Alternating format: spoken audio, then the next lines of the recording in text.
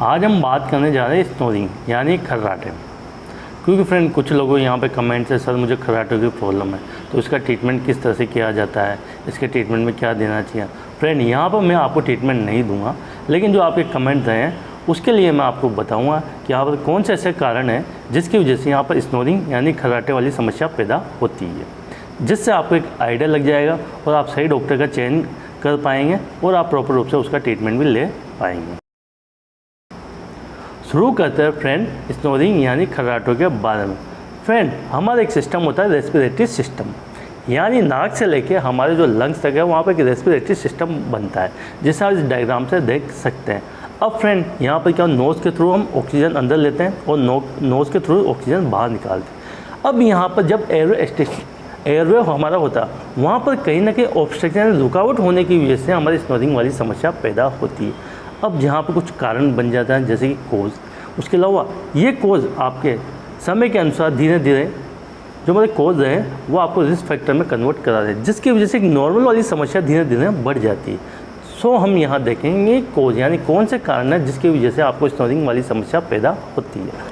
Friend सबसे पहले हम बात करें एलर्जिक कंडीशन, यानी कुछ लोगों को नेज़ल ब्लॉक वाली कंडीशन होती है, यानी जैसे कि थोड़ा सा ठंडे में चले जाए या थोड़ा सा गर्म में चले जाए, तो जैसे इन्वायरमेंट चेंज होता है उनका नेज़ल ब्लॉक हो जाते हैं, तो उसकी वजह से वहाँ पर रात को सोते समय स्नोरिंग पैदा होती है। जैसे कि मौसम ठंडा हो गया, गर्म हो गया, तो उसकी वजह से। उसके अलावा कुछ चीज़ें होती है उसकी वजह से वहाँ पर उनको एलर्जी रहती है, जिसकी वजह से वहाँ पर बार बार नेज़ल ब्लॉक होते हैं और उसकी वजह से यहाँ पर स्नोरिंग पैदा।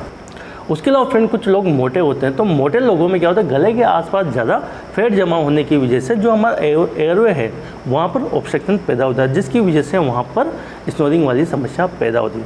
फ्रेंड मोटापे की वजह से स्नोरिंग की समस्या पैदा नहीं होती, यहाँ पर आपको हाइपरटेंशन, डायबिटीज़ वगैरह, थायराइड वगैरह की प्रॉब्लम, आपका कोलेस्ट्रॉल बढ़ना, इस तरह की समस्या पैदा होती है। तो यह भी एक रिस्क फैक्टर है, कंट्रोल करें। उसके अलावा फ्रेंड यहाँ पर जैसे कि कुछ लोग जैसे पान, बीड़ी, गुटखा, सिगरेट कई लोग लेते हैं, तो यहाँ पर बार बार चबाने की वजह से हमारे जो गले में जो मसल रहती है वहाँ पर वो टाइट पड़ जाती है। जब आप सोते हो तो सोने के बाद में वह ऑब्स्ट्रक्शन पैदा करती है, जिसकी वजह से यहाँ पर स्नोरिंग पैदा होती है। कुछ लोग अल्कोहल का यूज़ करते हैं रात को, जैसे कि अपने आप को रिलैक्स करने की वजह से अल्कोहल यूज़ करके आराम से सो जाते हैं, तो वहाँ पर कुछ समय के लिए जब वो जागते हुए रहते हैं तब तक उनका गला ओपन रहता है, लेकिन जब वो रिलैक्स मोड में चला जाता है तो वहाँ पर ऑब्स्ट्रक्शन पैदा हो जाता है, जिसकी वजह से वो नाक से सांस लेने के बजाय गले से सांस लेने लगते हैं, यानी उनके खर्राटे वाली समस्या पैदा होती है। उसके अलावा कुछ थायराइड के पेशेंट होते हैं जैसे कि हाइपोथायराइडिज्म, तो उन लोगों को भी खर्राटे वाली यानी स्नोरिंग वाली समस्या पैदा होती है। उसके अलावा फ्रेंड कुछ लोग जो सेडेटिव मेडिसिन चलती है यानी जैसे नींद की दवाइयाँ, तो नींद की दवाइयों की वजह से भी यहाँ पर आपको स्नोरिंग वाली समस्या पैदा होती है। फ्रेंड ये कारण है। अब क्या होता है जैसे कि मान लो आपके खर्राटे लगातार, जैसे कि नॉर्मल खर्राटे हैं, नॉर्मल में कोई दिक्कत नहीं है, बहुत से लोगों को नॉर्मली खर्राटे वाली समस्या यानी स्नोरिंग वाली समस्या पैदा होती है, लेकिन अगर आप समय के अनुसार बढ़ रही है तो आपकी कई सारी प्रॉब्लम पैदा करती है, जैसे कि आपका यह बीपी बढ़ा देगी, आपको डायबिटीज़ वाली समस्या पैदा कर सकती है, आपका कोलेस्ट्रॉल बढ़ा सकती है, यानी यूँ मान के कहीं ना कहीं आपकी दूसरी बीमारियों को और अग्रसर करती है। क्योंकि फ्रेंड जब भी आप रात को सोते हो अगर आप ठीक तरह से रिलैक्स माइंड से नहीं सो पाते तो कहीं ना कहीं अदर डिजीज़ पैदा होती है, क्योंकि फ्रेंड बॉडी को एक तरह से रेस्ट की ज़रूरत होती है और उनको प्रॉपर रूप से रेस्ट नहीं मिल पाए तो कहीं ना कहीं हमारी दूसरी बीमारियां बनाने का काम करेगी।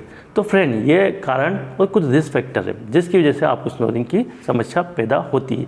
अब इसके ट्रीटमेंट की बात की जाए तो आपने इसमें ENT ear nose throat specialist को आप दिखाएं।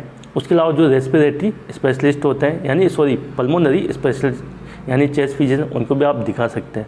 उनसे रेगुलर आप कंसल्ट करें, जो आपके रिस्क फैक्टर है उनको कम से कम करने की कोशिश करें ताकि आपकी स्नोरिंग की समस्या आपको कम से कम हो और समय के अनुसार इसका ट्रीटमेंट हो सके। वीडियो अच्छी लगे do thumbs up. Thank you so much. जय हिंद, जय भारत।